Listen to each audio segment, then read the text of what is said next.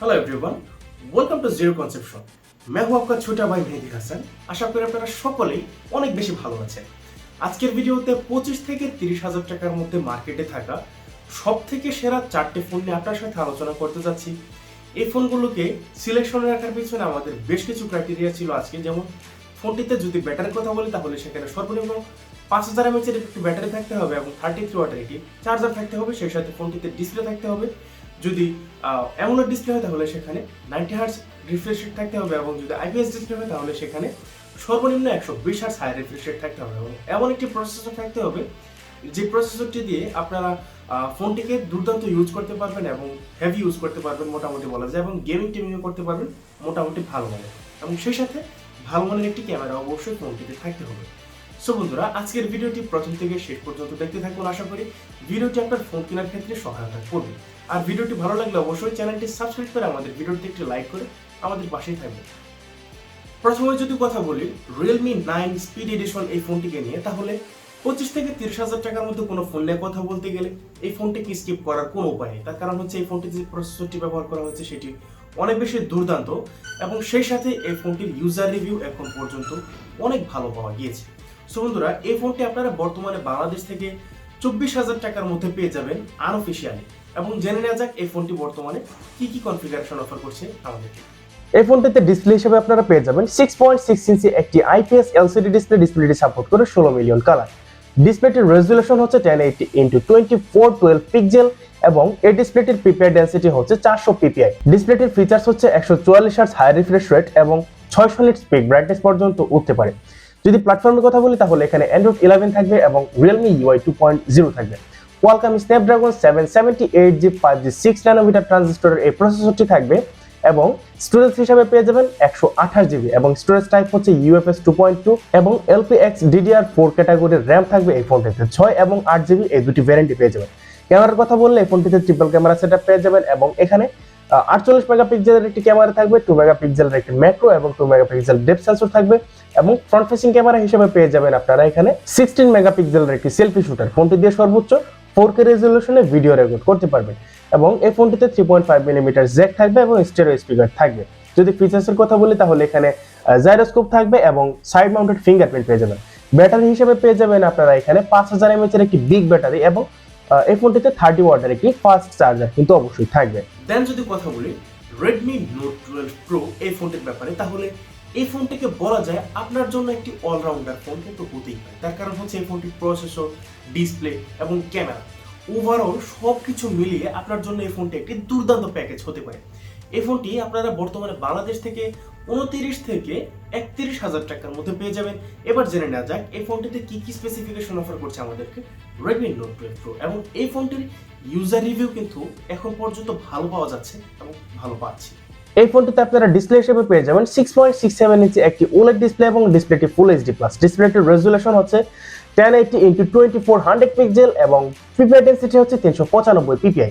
ডিসপ্লেটির features হচ্ছে 120 hertz high refresh rate, Dolby Vision, HDR10+ এর support এবং 900 নিটস পিক ব্রাইটনেস পর্যন্ত উঠতে পারে। ফোনটিতে আপনারা পেয়ে যাবেন ট্রিপল ক্যামেরা সেটআপ, যার মেইন শুটারটি হচ্ছে 50 মেগাপিক্সেলের এবং 8 মেগাপিক্সেলের আলট্রা ওয়াইড ক্যামেরা এবং 2 মেগাপিক্সেলের একটি ম্যাক্রো সেন্সর থাকবে এবং ফোনটিতে ফ্রন্ট ফেসিং ক্যামেরা হিসেবে থাকবে 16 মেগাপিক্সেলের একটি সেলফি শুটার। ফোনটি দিয়ে সর্বোচ্চ 4K রেজোলিউশনে ভিডিও রেকর্ড করতে পারবেন এবং এই ফোনটিতে আপনারা পেয়ে যাবেন 5000 mAh এর একটি ব্যাটারি এবং 67 ওয়াটের একটি ফাস্ট চার্জার কিন্তু পেয়ে যাবেন। যদি পারফরম্যান্সের কথা বলি তাহলে এখানে অ্যান্ড্রয়েড 12 পেয়ে যাবেন এবং মিডিয়াটেক ডাইমেনসিটি 1080 6 ন্যানোমিটার ট্রানজিস্টরের এই প্রসেসরটি পেয়ে যাবেন এবং এখানে যে স্টোরেজ পেয়ে যাবেন সেটি হচ্ছে 128GB 256GB এবং এই স্টোরেজ টাইপ হচ্ছে UFS 2.2 এবং এখানে LPX DDR4 ক্যাটাগরির র্যাম থাকবে, যেটি হচ্ছে 6GB 8GB এবং 12GB ভ্যারিয়েন্টে পেয়ে যাবেন এবং এই ফোনটিতে 3.5 মিলিমিটার জ্যাক থাকবে, লাউড স্পিকার থাকবে, স্টেরিও স্পিকার এখানে অবশ্যই থাকবে এবং এখানে সাইড মাউন্টেড ফিঙ্গারপ্রিন্ট থাকবে এই ফোনটিতে।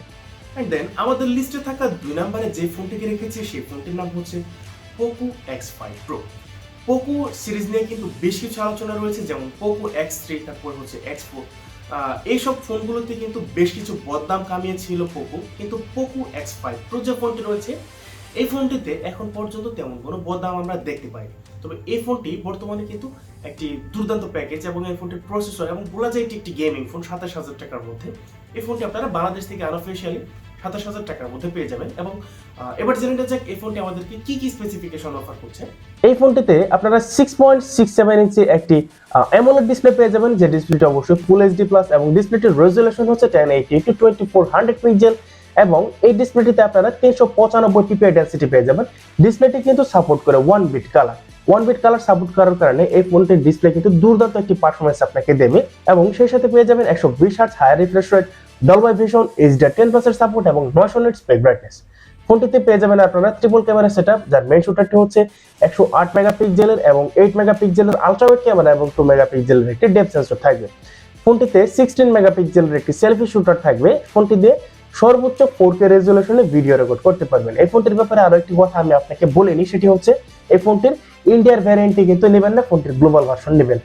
এরপর যদি কথা বলি এই ফোনটির ব্যাটারির কথা, তাহলে এখানে 5000 mAh এর একটি ব্যাটারি পাবেন, যাতে আপনারা 67 ওয়াটের একটি ফাস্ট চার্জার পেয়ে যাবেন।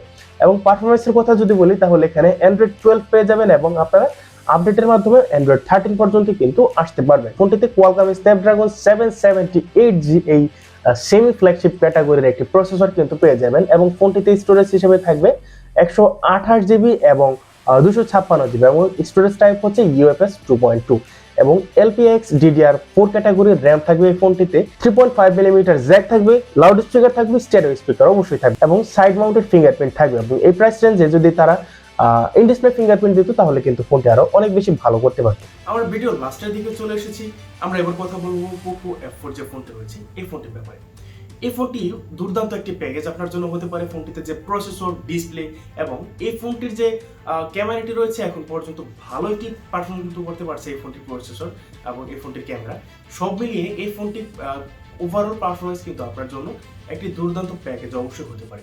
এই ফোনটি আপনারা বাংলাদেশ থেকে আপনারা বর্তমানে 30 থেকে 31,000 টাকার মধ্যে পেয়ে যাবেন। এবং এই ফোনটিতে কি কি স্পেসিফিকেশন অফার করছে আমাদেরকে, মানে হাইলাইট করা কি কি বিষয় রয়েছে এবার জেনে নেওয়া যায়। এই ফোনটিতে আপনারা ডিসপ্লে হিসেবে পেয়ে যাবেন 6.67 ইঞ্চি এবং ডিসপ্লেটির রেজোলিউশন হচ্ছে 1080x2400 পিক্সেল এবং এই ডিসপ্লেটিতে পিপিআই ডেনসিটি থাকবে 395 পিপিআই, কর্নিং গরিলা গ্লাস 5 এর প্রোটেকশন সহ ডিসপ্লেটির ফিচার্স হচ্ছে 120 hertz high refresh rate, HDR10+ support, Dolby Vision এবং ফোনটির সর্বোচ্চ 1300 নিটস পেক ব্রাইটনেস পর্যন্ত উঠতে পারে। ফোনটির পারফরম্যান্সের কথা বলতে গেলে এখানে আপনারা অ্যান্ড্রয়েড 12 পেয়ে যাবেন এবং MI UI 13 পেয়ে যাবেন। কোয়ালকম স্ন্যাপড্রাগন 870 5G 7nm এই ফ্ল্যাগশিপ প্রসেসরটি কিন্তু এই ফোনটিতে পেয়ে যাবেন। ফোনটির ক্যামেরার কথা বলতে গেলে ফোনটির রেয়ার প্যানেলে আপনারা মোট ট্রিপল ক্যামেরা সেটআপ পেয়ে যাবেন, যার মেইন শুটারটি হচ্ছে 64 মেগাপিক্সেলের, 8 মেগাপিক্সেলের একটি আলট্রাওয়াইড ক্যামেরা এবং 2 মেগাপিক্সেলের একটি ম্যাক্রো সেন্সর এবং সেলফি ক্যামেরা হিসেবে পেয়ে যাবেন 20 মেগাপিক্সেলের একটি সেলফি শুটার এবং ফোনটি দিয়ে সর্বোচ্চ 4K রেজোলিউশনে ভিডিও রেকর্ড করতে পারবেন 30 FPS এ। এই ফোনটিতে আপনারা স্টোরেজ হিসেবে পেয়ে যাবেন 128GB এবং 256GB। স্টোরেজ টাইপ হচ্ছে UFS 3.1 এবং LPX DDR4 ক্যাটাগরির RAM থাকবে এই ফোনটিতে। এবং এই ফোনটিতে যদি সাউন্ডের কথা বলি তাহলে এখানে স্টেরিও স্পিকার থাকবে কিন্তু 3.5mm কোনো জ্যাক থাকবে না। যদি ফিচার্সের কথা বলি তাহলে এই ফোনটিতে সাইড মাউন্টেড ফিঙ্গারপ্রিন্ট থাকবে এবং জাইরোস্কোপ থাকবে এই ফোনটিতে। ব্যাটারির কথা বলতে গেলে এখানে 4500 mAh এর একটি ব্যাটারি থাকবে এবং এই ফোনটিকে চার্জ করার জন্য আপনারা 67 ওয়াটের একটি চার্জার পেয়ে যাবেন। ভালো মানের একটি চার্জার থাকা এই ফোনটিতে 4500 mAh এর ব্যাটারি থাকা কিন্তু খুব একটা ইফেক্ট পড়বে না আমি আশা করি। সো গাইস, এই ছিল আজকের ভিডিও। এই ফোনগুলোর মধ্যে কোন ফোনটি আপনার কাছে অবশ্যই সবথেকে বেশি ভালো লেগেছে আমাদেরকে জানাতে ভুলবেন না।